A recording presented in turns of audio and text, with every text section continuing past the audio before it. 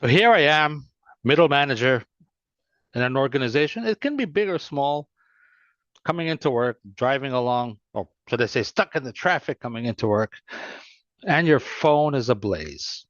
You're getting emails from your boss, you're getting messages from your staff, you're getting text messages from your staff, you're getting text messages from your boss, you're getting messengers. There's just alive with all of that. You haven't even started work, and your phone is already burning up. You slowly get into the driving slot, park in. You're already expecting, you have an idea what's going to happen. You get up into the elevator, you get into the office, you badge in, and you run to the coffee. Hopefully, your boss didn't see you because he was expecting you to come in and talk to him first thing. While you're getting your coffee and as you approach your desk, your boss shows up and says, "Paul, join me for a meeting." "I'll be with you in a moment, sir, and I'll bring my coffee." "Sure, bring your coffee, but we need you." It's 9 a.m. By the time you finish the meeting, it's noon. Worse yet, you did nothing in the meeting. You just stood there and applauded your boss. So you sit down, have a quick lunch at your desk. The crumbs are already in your keyboard. And you start typing, "Let me check my to-do list." And even before you start that, the first fire alarm goes on. "I need your help." So you run off and fix that problem. You get back to your desk. Pretty much that's what your day looks like. And at the very end, your boss calls you into another meeting. It's just 6 p.m. and your boss says, "Paul, you got to join me here. It's very, very important. It's an important client." And so you join them. You finally wrap up. It's about 8 p.m. Your boss thanks you for your service. He even tells you, "Okay, my treat. Let's have dinner together." They said, "No, I got to get home." By the time you get home, it's 10 p.m. Everybody's asleep. How do you feel about that life? If that's your life as a manager, then this course is for you. My name is Paul Lazo. I'm a management and leading consultant and leadership consultant for the Southeast Asia Bureau. And today we'll be talking about mastering management. Where does this all come from? You've been through the leadership roles as a supervisor. You understand the concept of accountability. You begin to feel comfortable with the fact that most meetings are about where did the money go, not about empathy. But yet, you struggle. You find yourself under too much stress. You feel like you're being pulled apart. How many times have you come to work and you feel like everybody hates you?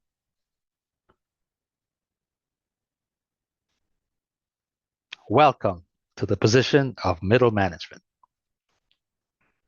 This course will do a quick review based on bigger events that are going on around you. The most obvious one I would say is AI and its progress in your organization. You know this will have an impact on you and your organization, but are you planning for it? There are many other things that have come along recently. There's DEI, extremely valuable concept, but if applied incorrectly, will lead you nowhere. Talent. And now I'm not talking about talent. There is talent. The challenge for us, I think, today is nobody wants to take up the position of leadership. The last class I was training, it is a group of 25, 26 people, and I asked how many of you want to become leaders, and only 2 raised their hand.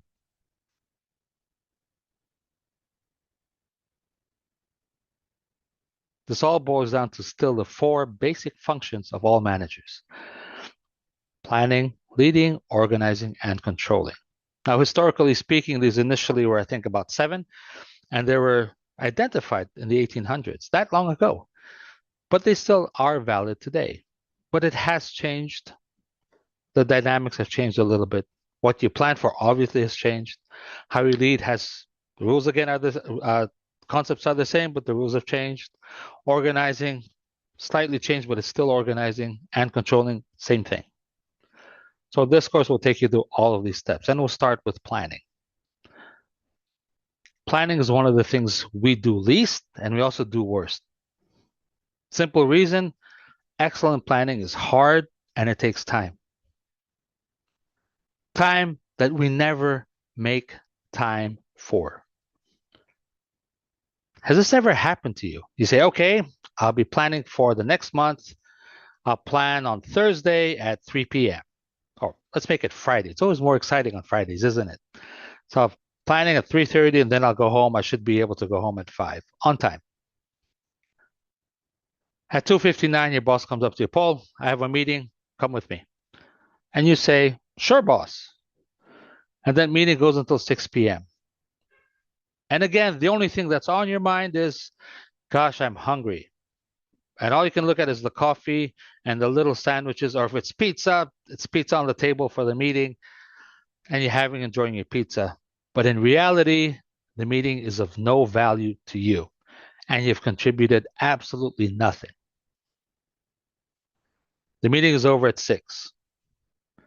You look at your to-do list. Your to-do list initially had 5 items on it, but it's Friday, and all the items you did not complete the previous day were added to the list. So now your list looks more like it's got 20.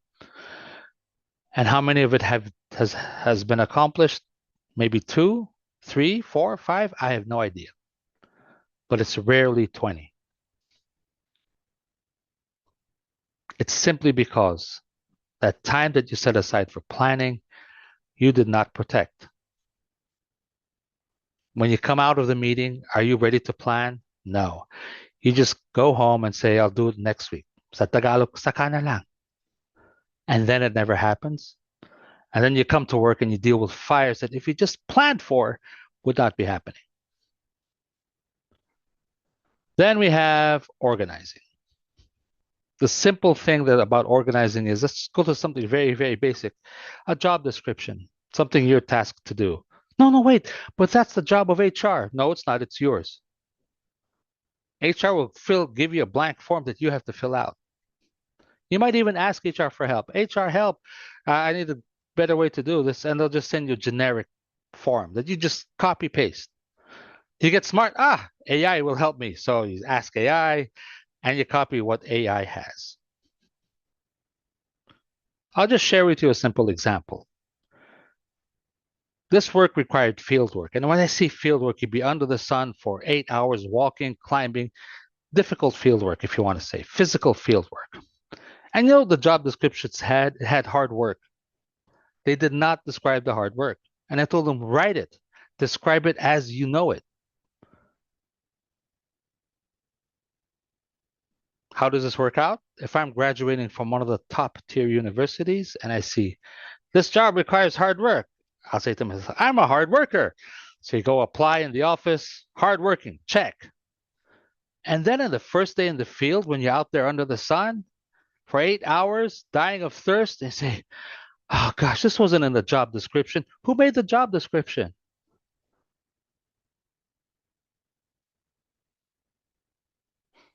Then it comes to leading. Now, leading here is a little tricky. Sometimes when we think about leadership, we look at our pastor at church and we say, wow, he's a great leader. We should do the same as him. Or sometimes we're part of the Toastmasters and we listen to them. Wow, he's a great leader. We should lead like him. Yes and no. The principles are exactly the same, but the purposes are very different. You are in a business, so you are a business leader. You're not a church leader and you're not a Toastmasters leader. You are a business leader. And that will also reflect in how you control.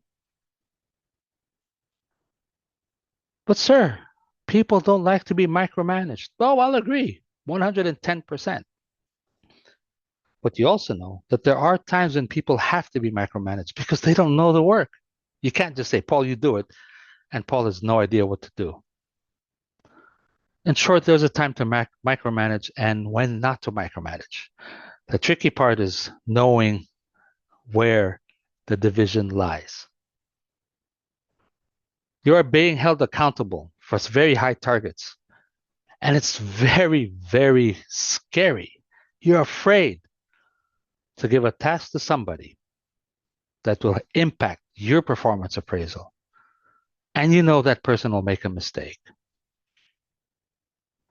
These are many challenges managers face every day. More interestingly, in today's world, managers are being put under even more stress. They're getting more work. How come? Middle managers are becoming fewer and fewer despite the size of the organization being the same. You are being given more work with very little changes in pay. When you look at the pool of talent that you want to become next generation managers, it's not there. The talent is there, but the decision to be a leader is not there. Leadership at the end is a decision you make. And yet what you see today is very few people want to take up this role as a leader, as a business leader. Many want to become a church leader. Excellent. Some want to become a Toastmaster leader. Excellent. But some, or I would say many, are struggling with making that decision of becoming a business leader. As an example, I was working with a class, and these are non-leaders. They're about 26. When I asked how many of you want to become leaders, only 2 raised their hand, and 1 gave a... That was their answer. I worked with 2 Generation Z ladies who within 2 or 3 years of their work, they're being offered leadership positions, and they both said no. Because I just told them, think about what you're getting yourself into. And they said no. So you've got that situation as well. All of these will be discussed, broken down in the course, Mastering Management. This is a course for managers who are struggling, getting themselves organized and reaching their goals. Or maybe you are reaching your goals, but it's burning you out. I hope to see you there.